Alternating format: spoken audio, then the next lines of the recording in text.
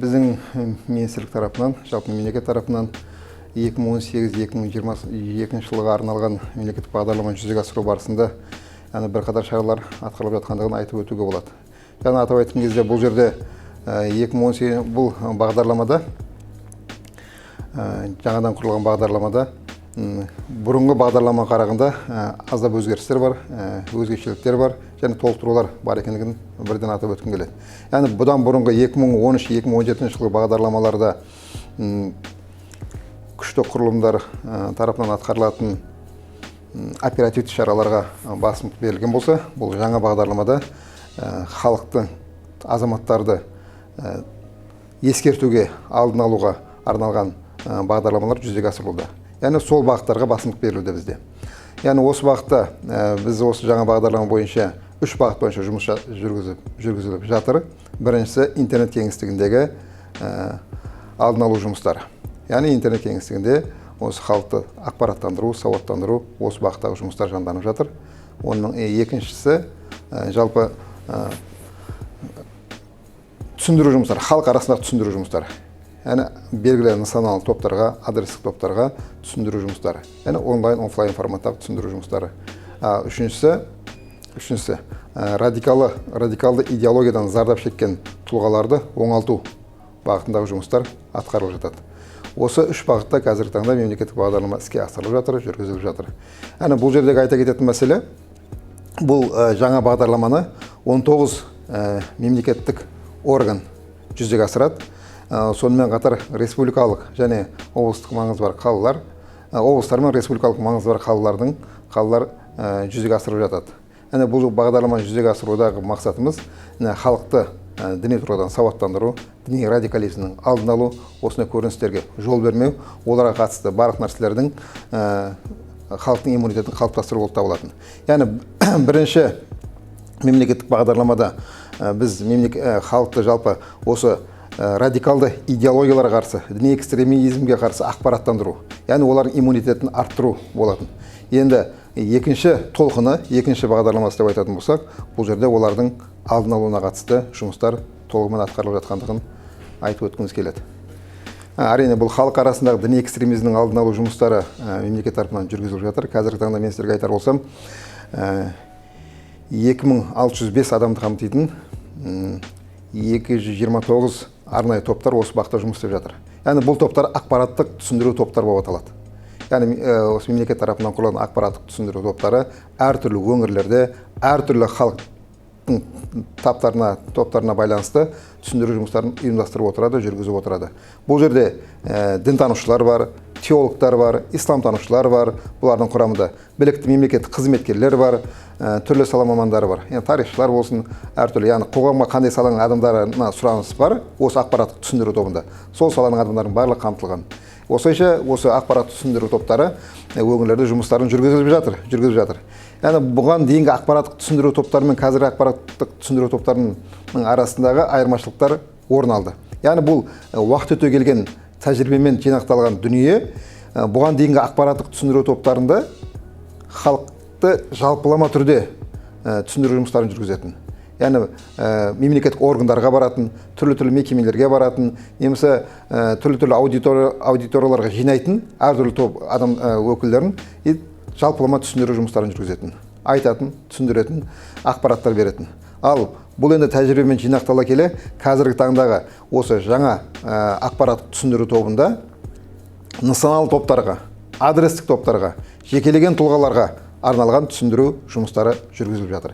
Яғни бұл жерде әсіресе жастарға, оның ішінде студенттерге, жұмыссыздарға, одан кейін өзіне жұмыспен қамтушыларға, сосын жаңағындай базарларда болсын, таксопарктерде болсын, әртүрлі кішігірім ортам сонда бір жұмыс мекемелерінде болсын, ұжымдарында болсын, түсіндіру жұмыстары жүргізіліп отырады. Бұл жерде түсіндіру жұмыстарын жүргізген кезде адамдардың категорияларына қарай ақпараттық түсіндіру тобындағы мамандар іріктеледі. Жалпы былай айтқан кезде, егер студенттерге баратын болса, оған тарихшылар болады, университет мұғалімдері болады, сосын білікті дінтанушылар барады.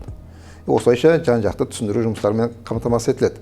Сонымен қатар, егер баратын топтардың арасында егер діндары адамдар көп болатын болса, жастар көп болатын болса, оған дінді терең меңгерген тұлғалар тартылады.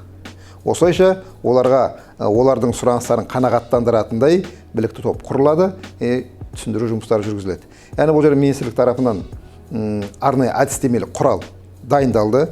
Бұл әдістемелік құрал жан-жақты зерттелген, қамтамасыз етілген. Осы жерде әдістемелік құралда жалпы ол топтағы адамдармен қалай жұмыс істеу керек, не нәрсені басты назарға алу керек, осы мәселелер толық жазылған. Яғни барған кездегі топтың категориясы анықталады, оған баратын адамдар, мамандар оларды анықталады, соған қарай жұмыстар жүргізіледі. Яғни министрлік тарапынан, біздің дін істері комитеті тарапынан осындай әдістемелік құрал дайындалып, сол құрал бойынша тиісті жұмыстар атқарылып отырады. Бұл ақпараттық түсіндіру тобының алғашқы бұдан бұрынғы топтарында жалпы халықты ақпараттандыру болатын. Айтып кеткендегідей, дін туралы ақпарат беру, насихат беру, дін туралы айту, түсіндіру, содан кейін халықты жалпы сауаттандыру мәселесі қозғалды, ол нәтижеге қол жеткізілгендігін айтып өтуге болады. Екінші жаңа мен айтып кеткен топтарда бұл жекелеген топтар түсіндіреді, айтады. Осылайша ақпарат түсіндіру топтары елімізде, қоғамымызда жаңағыдай түрлі радикалды идеологиядан, діни экстремизмнің алдын алудан, одан кейін оларға қарсы тұру, жалпы келген кезде қалай жауап беру керектігі туралы мәселелерді қамти отырып, түсіндіру жұмыстарын жүргізеді. Азаматтарға түсіндіру жұмыстары қаншалықты тиімді? Яғни бұл ақпарат түсіндіру топтарының жұмыстарын өзінің тиімділігін көрсетіп жатыр. Уақыт өте келе бұның тиімділігін біз өз жұмыс барысымызда жүргізілген анализдерде қарауымызға, көруімізге, көз жеткізуімізге болады. Өткен жылы 25 мыңдай іс-шара өткізілді, 1 миллионға жуық адамдар тартылды. Яғни 1 миллион адамның діни ақпарат туралы хабарлары бар деген сөз. Ал осы 2021 жылы 5 мыңдай іс-шара өткізіліп, 500 мыңдай адамдар тартылды, түрлі топ өкілдері тартылды. Яғни бұл адамдар бұл бағыттағы жұмыстарымыз жалғасуда. Яғни бұл жердегі тиімділігін қалай анықтаймыз? Яғни бұл жерде жалпылама аудиторияға айтқаннан кейін, түсіндіру жұмыстарын жүргізгеннен кейін осыншама адамға әсер етті деп айту біраз қиындау. Яғни бұл енді өлшенетін нәрсе емес. Жалпы біз бұны өлшеген кезде жалпы олардың көзқарастарынан, одан кейін қызығушылығынан анықтаймыз. Одан кейін әлеуметтік желілердегі олардың белсенділіктерінен анықтауымызға болады. Яғни көп адамдарға пайдалы болып жатқандығын біз осылайша көріп жатырмыз. Әлеуметтік желілердегі парақшаларымыз бар. Мысалы, әртүрлі өңірлердегі дін істері басқармаларының, дін мәселелерін зерттеу орталықтарының өздерінің тиісті парақшалары бар. Сол жерге тіркелушілердің санынан да анықтауға болады. Яғни қаншалықты адамдарға қызықты бұл тема, қаншалықты адамдарға пайдалы, қаншалықты өздеріне керекті мағлұматтарды ала алатындығын осы әлеуметтік желі арқылы, одан кейін бізге келіп жатқан түрлі хабарлар арқылы, хаттар арқылы, білдіріліп жатқан түрлі жылы лебіздер арқылы анықтауымызға болады. Осылайша да анықталып жатыр. Сондықтан да бұл ақпараттық түсіндіру жұмыстарының маңыздылығын және олардың халыққа кәдімгі керек екендігін осылайша біз анықтап отырмыз. Яғни бұл жасалып жатқан жұмыстар бекерден бекер емес. Өйткені біз кездесулерге барған кезде де әртүрлі жерлерде халықтар көп жиналады. Көп сұрақтар қойылады. Көбінесе уақыттар жетпей қалып жататын жағдайларды орын алады. Сондықтан да бұл түсіндіру жұмыстарының маңыздылығын, қаншалықты тиімді екендігін осылайша біз анықтап жатамыз. Сонымен қатар қазіргі таңда пандемияға қатысты офлайн форматта, онлайн форматта көшіп жатыр ғой. Онлайн форматта да көптеген жеке сұхбаттар жүргізіліп жатыр. Оған көптеген сұрақтар келіп жатыр. Түрлі дінтанушылар, теологтар, түрлі сала мамандары осы ақпараттық түсіндіру жұмыстарының бір жалғасы ретінде, соның бір қосары ретінде жиі әлеуметтік желілерге шығады, халықпен тікелей байланысқа шығып отырады. Тіпті мемлекеттік қызметкерлер де тікелей байланыстарға шығып, сұрақтарға тікелей жауап беріп отырады. Бұл жерлерде халықтың қызығушылығы, адамдардың түрлі сала мамандарының қызығушылығын біз осылай бағалап отырамыз. Яғни бұл жұмыстарымыздың тиімділігін осылай бағалап өтуге болады. Діни сауаттылық, әрине, жалпы қай салада болмасын, сауаттылық өте маңызды. Құқықтық сауаттылық болсын, саяси сауаттылық болсын, медициналық сауаттылық болсын, оның ішінде діни сауаттылық та қоғам үшін өте маңызды нәрсе. Өйткені діни сауаттылықтың нәтижесінде қоғамның тұрақтылығы, қауіпсіздігі қамтамасыз етіледі. Яғни осы діни сауаттылықтың төмендігінен көптеген жастарымыз, азаматтарымыз радикал топтардың арбауына түсіп жатады. Сондықтан да діни сауаттылық бұл қоғам ішіндегі маңызды аспектілердің бірі екендігін сеніммен айтуға болады. Яғни адамның діни сауаттылығын қалай көтереміз? Бұл жердегі менің жоғарыда айтып кеткен дегендей, ақпараттық түсіндіру топтары арқылы біз халықтың діни сауаттылығын арттырып жатамыз. Діни радикализм, радикалды идеологиялардан арылтудың, оларға қарыстырудың бірден бір жолы осы халықтың арасында жүргізілетін ақпараттық түсіндіру жұмыстары. Бұл осы мемлекеттік бағдарлама аясында жасалып жатқан үлкен шаруа екендігін айтып өткім келеді. Жалпы діни сауаттылықты адамдар қайдан алады? Қазір білесіздер, ғаламтор заманы, сандық заман дейді, цифрлық заман. Бұл жерде жастардың көпшілігі интернеттен алып жатады. Әрине, интернетте жақсы нәрсе де бар, жаман нәрсе де бар. Соның барлығын сүзгіден өткізіп алу қазіргі кезде өте маңызды.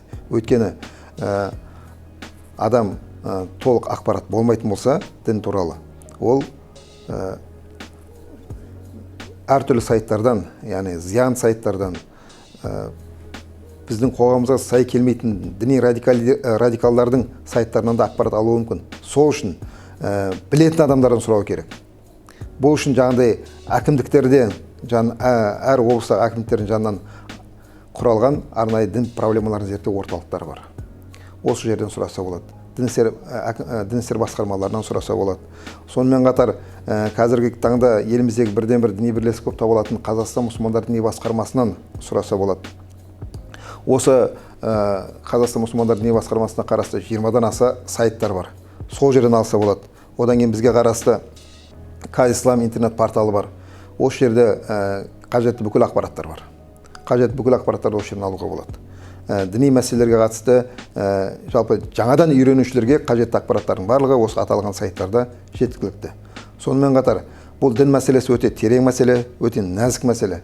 Жалпы айтқан кезде дінді бірден ұғынып кету шындығымен өте қиын, өте күрделі мәселе. Өйткені дін мәселесін зерттеу үшін, дінді толық түсіну үшін еліміздің өзінде мысалға 4 жыл оқиды, одан кейін магистратурасын, докторантурасын оқиды. Шетелдерде бұны 10-12 жылға дейін оқып жатады. Мысырдағы Аль-Азхар университетінде оқып келген жігіттер біледі, кәдімгідей 10-12 жылға дейін оқиды. Діннің негізгі аспектілерін түсіну үшін, негізгі ұғымдарын біле білу үшін 10-12 жылдай уақыттарын жұмсайды.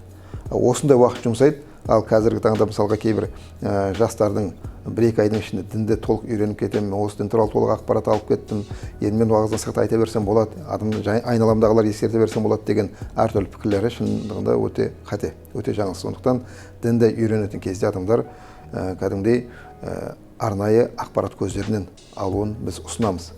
Яғни біздегі қазіргі қоғамда дінді үйрену үшін ақпараттар жеткілікті. Қазір өзіміздің дәстүрлі дінімізді отандық ақпараттардан үйренуге жетеді. Қазіргі таңда көптеген дін тақырыбына қатысты кітаптар жазылып жатыр. Ол кітаптардың барлығы да біздегі дінтану сараптамасы бар. Дінтану сараптамасы мемлекет тарапынан жүргізілетін дінтану сараптамасы арқылы өтеді, одан кейін ол таратылады. Осындай кітаптарымыз қазір қоғамда жетерлік. Мешіттердің алдында, кітап үйлерінде сатылады. Осы кітаптардан алып үйренсе де болады. Сонымен қатар жаңағыдай имамдардан білім алса да болады. Өйткені мешіт имамдары осы барлығы да білікті мамандар, сол мешіттерімізден барып, егер діни ілімді алғысы келетін болса, сол жақтан үйренсе болады. Сондықтан да діни сауаттылық ол өте маңызды шаруалардың бірі болып табылады. Осы діни сауаттылықтың жоқтығынан білесіздер, көптеген радикалды топтар пайда болды. Көптеген ұйымдар пайда болды. Олардың қоғамға зиянын айтпағанның өзіне де түсінікті. Яғни қаншалықты зардап шегіп жатқандықтары бар. Көптеген жаңағыдай террористік аймақтарға кетіп жатқандар, бұлардың барлығы діни сауаттылықтың төмендігінен. Сондықтан да қоғамымызда діни сауаттылықты арттыру кезек күттірмейтін мәселе, және ол ешқашан ескірмейтін мәселе. Өйткені қазір қарап отырсаңыздар, күн сайын дінге сенушілердің көбейіп келе жатқандығын байқауға болады. Яғни біздің тәуелсіздік алған кезімізде қаншалықты дінге сенушілер бар еді, қазір қанша. Сол кезде қанша мешітіміз бар еді, қазір қанша мешітіміз бар. Қарап көрсеңіздер, олар жыл сайын көбейіп жатыр. Яғни дінге деген сұраныс артып жатыр. Сондықтан да осы сұраныс артып жатқаннан кейін мемлекетте арнайы бағдарлама қабылдады. Осы бағдарлама аясында түсіндіру жұмыстарын толығымен атқарып жатыр деп айтуға болады. Сондықтан дінтану, діни сауаттылық ол қоғамдағы екінші орынға да қоймайтын маңызды мәселенің бірі деп толығымен айтуға болады. Радикалды идеологияның ықпалына түскен азаматтарды оңалту жұмыстары мемлекет тарапынан қолға алынған, қазіргі таңда толығымен жүргізіліп жатыр. Яғни бұл радикалды идеологияның ықпалына түскен адамдар шындығында қоғамдағы өте күрделі жұмыстардың бірі болып саналады. Олармен жұмыс жасау, оларды оңалту жұмыстарымен айналысу. Яғни бұлар кезінде сонда бір саясаттың емес, жаңағыдай діни радикал идеологияның құрбаны болған адамдар. Көзқарастары ауысқандар, түрлі қылмысқа барған адамдар, осы идеология саласында белгілі бір қылмыс жасаған адамдар ғой былайша айтқан кезде. Яғни олар қазір қылмыс жауапкершілігі атқарушы мекемелерінде отыр. Олармен жекелей түсіндіру жұмыстары жүргізіледі. Оңалту жұмыстары жүргізіліп жатыр. Қазір біздегі жаңа ақпараттық түсіндіру топтары осы жазасын өтеу мекемелеріне барады, олармен жеке-жеке түсіндіру жұмыстарын жүргізеді. Олардың санасын өзгертуге тырысады, ашық айтқан кезде. Яғни олардың қатып қалған идеологиясын өзгертуге тырысады. Бұл енді өте күрделі шаруа, жылдар келе кететін шаруа. Бұл жерде тек қана діни мәселе болып қарастырылмайды, психологиялық мәселе бар, медициналық мәселе бар, экономикалық, әлеуметтік мәселелер қоса алып жүретін мәселелер. Бұлар шыққаннан кейін де жазасын өтеу мекемесінен оларды оңалту жұмыстары, олармен тиісті жұмыстар жалғаса береді. Әне осы салада бізбен 2014 жылы құрылған Ақниет қоғамдық қоры бар. Бұл қоғамдық қордың тәжірибесі өте мол, көптеген нәтижелі жұмыстары бар. 2014 жылдан бері атқарып келе жатқан жұмыстар бар. Бұлардың арнайы психологиялық орталықтары да бар. Осылайша олар оңалту жұмыстарымен айналысады. Бұдан бөлек жаңағыдай батыс өңірлерінде, әсіресе Ақтөбе, Атырау, Қарағанды, Маңғыстау облыстарында арнайы оңалту орталықтары бар. Осы оңалту орталықтарында осы радикалды идеологиямен уланған азаматтарды, оларды оңалту жұмыстары жүргізіледі. Яғни мемлекет тарапынан бұған бей-жай қаралған емес, ешқашан тиісті жұмыстарды атқарып отыр. Яғни бұл жердегі айтып өткендегідей оңалту бұл айтуға ғана оңайда негізі. Айта саласын, абырақтан адамның идеологиясын ауыстыру, көзқарасын ауыстыру шындығында өте ұзақ мерзімді қамтиды. Осы идеологияның салдарынан ол кезінде бір қылмысқа барды. Осы идеологияға толық сенгеннен кейін, соны жүрегінде толық бекіткеннен кейін, ол адам заңға қайшы әрекет жасады. Енді бұны алып қысқа уақыттың ішінде оңалтып жіберу деген, әрине ол ақылға сыя қоятын нәрсе емес.